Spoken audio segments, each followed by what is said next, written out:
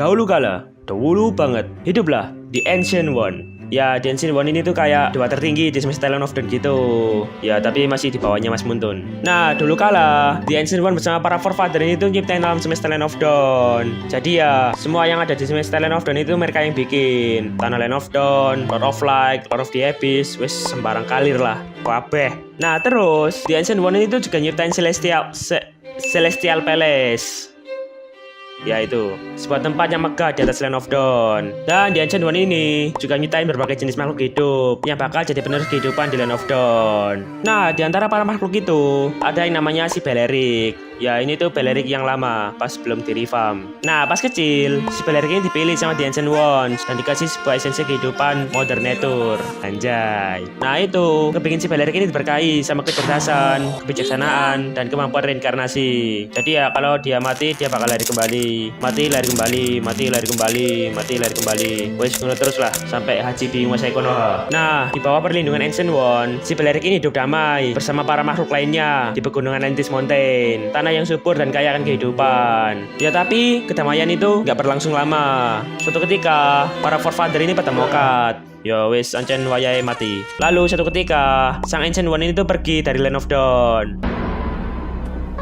Ya, alasannya dia mau ngopi di Celestial Palace. Nah, karena udah nggak ada Ancient One dan para forefather di Land of Dawn, jadinya nggak ada yang bertahanin kedamaian di Land of Dawn. Akhirnya terjadilah Endless War di Land of Dawn. Perang besar lah pokoknya, perang antara cahaya dan kegelapan. Nah, si Balerik sama para penghuni Atlantis Mountain lain yang tersisa ini harus ngerantau dan berpindah-pindah tempat buat menghindari kekacauan di Land of Dawn. Ya, selama bertahun-tahun ngerantau, satu persatu kawannya si Balerik ini pada mokat. Dan sampai akhirnya cuma tinggal si Balerik yang masih bertahan hidup.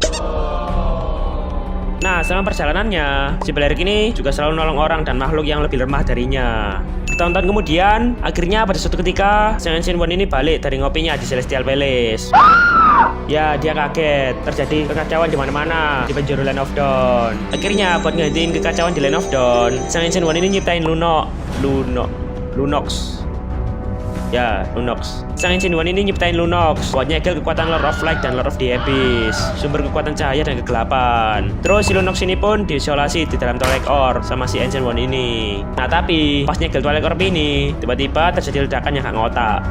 Dan karena ledakan itu, sang Ancient One ini hilang tanpa jejak dan terhapus dalam sejarah. Hilang. Kayak keadilan Konoha. Nah, di sisi lain, selama ribuan tahun, si Balerik ini masih keliling Land of Dawn buat ngebantu siapapun yang kesulitan. Dan juga sekaligus dia juga mencari jejak keberadaan sang Ancient Ones. Lah bang, emang Balerik gak mati bang? Umurnya ribuan tahun bang. Ya, kan tadi gue udah bilang kalau si Balerik ini dikasih kemampuan buat reinkarnasi. Jadinya pas Balerik ini udah tua, dia bakal turu dan dia bakal ngasilin benih baru. Nah, benih baru itu bakal lahir jadi Balerik yang baru. Gitu. Oke, lanjut. Nah, selama perjalanannya, si Balerik ini ketemu sama berbagai jenis orang, berbagai jenis makhluk hidup, ras, dan lain-lain. Tapi dia nggak pernah dapat petunjuk apapun tentang sang Ancient Ones. Sampai akhirnya pada suatu ketika di Kabupaten Agelta Dryland, Kecamatan Emerald Road, si Balerik ini dengar rumor tentang Twilight Orb di sana. Lu kerja jadi hansip di Menon Labirin kan? Katanya di sana ada artefak misterius yang ngasilin kekuatan yang gede banget. Apa iya? Ya, gue pernah lihat sih, Twilight Orb namanya. Tapi bodo amat lah. Gue lebih tertarik sama tambang permata di sana. Ini gue bangli sebagian. Ya, akhirnya si Balerik ini nemuin sedikit petunjuk tentang Twilight Orb yang berhubungan sama The Ancient One. Oke. Nice info. Nah, pas si Balerik ini OTW ke lokasi, tiba-tiba terjadi ledakan energi Twilight Orb. Dan itu ngebikin Agelta Dryland ini rata dan dilanda kekeringan. Ya, jadi padang pasir gitu. Nah, ngelihat orang-orang yang tinggal di Agelta Dryland ini kesusahan. Akhirnya, di tengah tanah Agelta Dryland yang tandus, si Balerik ini pun nyiptain oasis, sebuah tempat subur yang penuh sama kehidupan. Jadi ya, nanti biar para penduduk Agelta Dryland dan pengembara di sana ini tuh bisa istirahat di oasis itu. Panas goblok! Panas! Panas! Panas setan! Don't spit in his mouth. No, don't spit it back. Don't swallow it. Nah, tapi si Balerik ini kebablasan ngeluarin energinya pas nyiptain oasis itu. Dan karena itu dia pun turu selama bertahun-tahun. Lalu pada suatu ketika, tiba-tiba si Bellerin ini ngerasain resonansi energi Twilight Orb yang kepingin dia terbangun dari tidur panjangnya. Apaan tuh? Dan dia pun meet and greet sama si Lunox.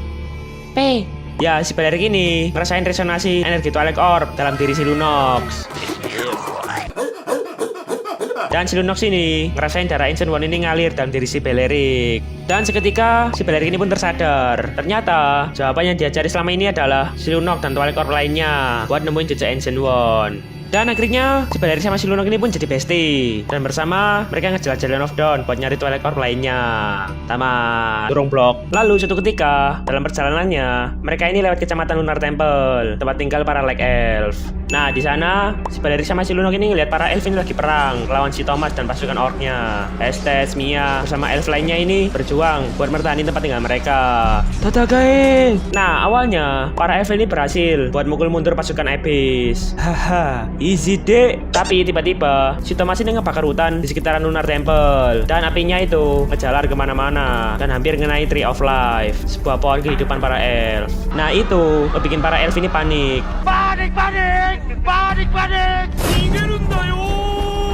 Nah, karena kobaran apinya gede banget, para elf ini nggak mampu buat ngehentiin kebakarannya. Ya, para elf ini udah pasrah melihat Tree of Life yang bakal hangus terbakar. Tree of Life akan hangus terbakar. Mari kita menginginkan cipta. Tapi tiba-tiba si Beleric ini ngulti dan nyambungin cabangnya ke Tree of Life buat mertahanin kehidupan Tree of Life sekaligus melindunginya. Tapi sebagai gantinya, energi dalam diri si Beleric ini terserap dan dia mulai rapuh. Api berkobar semakin kencang. Tubuh Beleric ini menghitam seperti arang. Tangisan Lunox, nyanyian sedih para elf terdengar di seluruh penjuru Azira Woodland.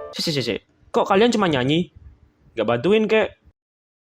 Ya nggak tahu bang, emang di skripnya kayak gini. Dan akhirnya si Beleric ini pun berhasil buat ngelindungi Tree of Life. Tapi dia mokat.